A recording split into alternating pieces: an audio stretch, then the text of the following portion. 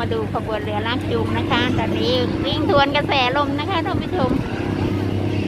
ทวนกระแสน้ำอย่างเดียวไม่พอทวนกระแสลมด้วยลมแรงมากๆนะคะ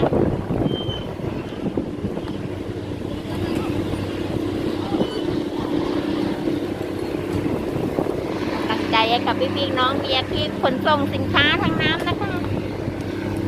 ลมแรงมากโอ้โหวิ่งมาหัวเรือลากลำเดียวเลยค่ะท่านผู้ชมเป๋เลยเดี๋ยวเรามาดูกันนะคะว่ามีทั้งหมดกี่เรือโป๊นะคะแกว่งไปแกว่งมามาลำเดียวนะคะทวนกระแสน้ำเรือโป๊ก็ทวนกระแสน้ำโอ้โหเอียงเลยค่ะ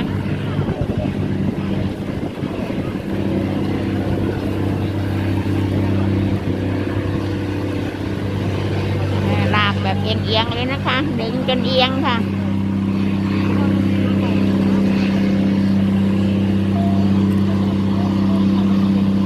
เรือโป๊กับลำใหญ่นะคะท่านผู้ชมใหญ่ทวนกระแสน้ำแล้วยังทวนกระแสลมอีกนะคะ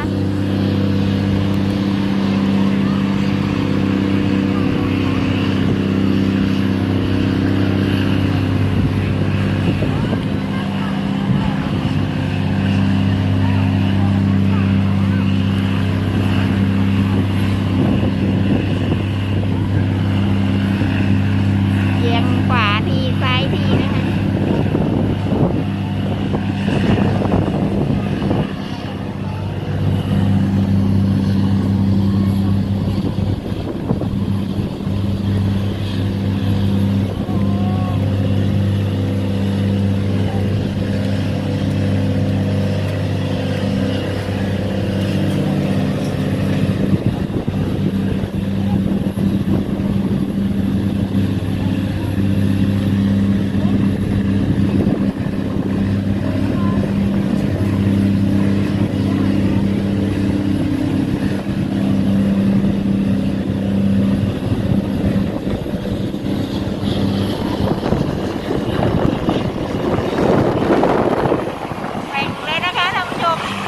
แกว่งมายังซ้ายทีขวาทีนะกระแสลมก็แรงนะคะโอ้โหเอียง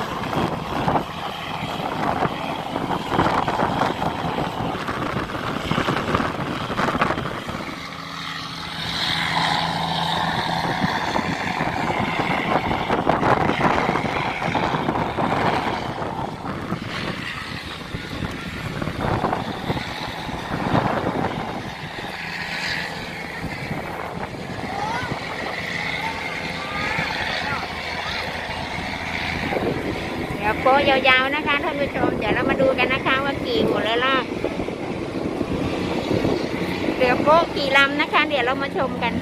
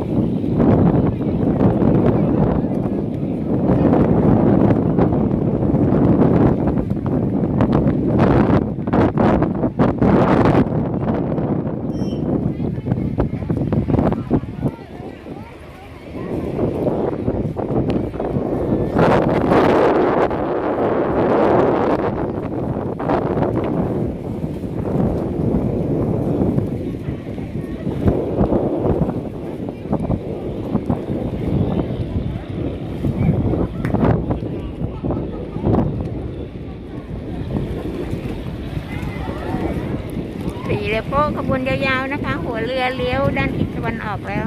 ท้ายเรืออีก2เรือโป๊ะก็ยังอยู่หน้าวัดเลยนะคะท่านผู้ชม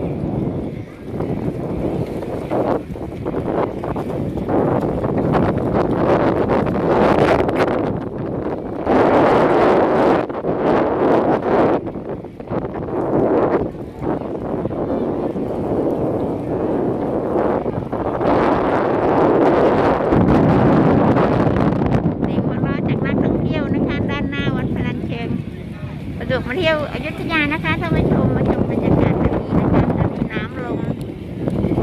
น่าเที่ยวมากๆนะคะลงไปเล่นกับปลาอยู่ใกล้ชิดติดขนาดนี้เลยนะคะมาเที่ยวอยุธยานะคะมาเที่ยวไหว้พระของจังหวัดพระนครศรีอยุธยานะคะมาชมขบวนเรือลากจูงแบบนี้นะคะวิ่งกันทั้งวันเลยท่านผู้ชมมีวิ่งเข้าวิ่งออกนะคะบรรยากาศลมเย็นมากๆค่ะอย่าลืมมาเที่ยวอยุธยากันนะคะ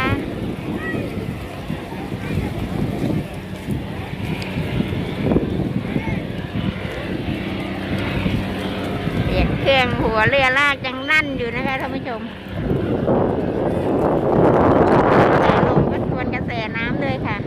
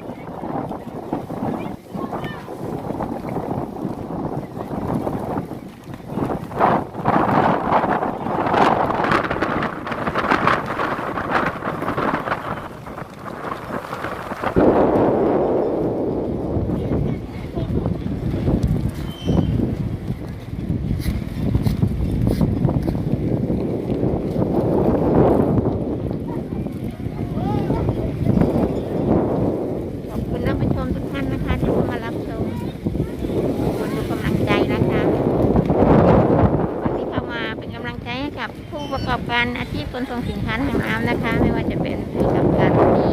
อยู่เรือโป๊ะนะคะวันนี้ก็เดินทางยากลำบากน้ำลงแล้วก็ยับมาปัญหาก็ลมแดงอีกนะคะเรือโป๊ะมายิ่งมีปัญหามากๆเพราะเรือโป๊ะนี่จะโดนลมกระแสลมแรงแบบนี้ลงพัดเรือโป๊ะลงตัวยากเลยนะคะควบคุมการเดินเรือยากมาก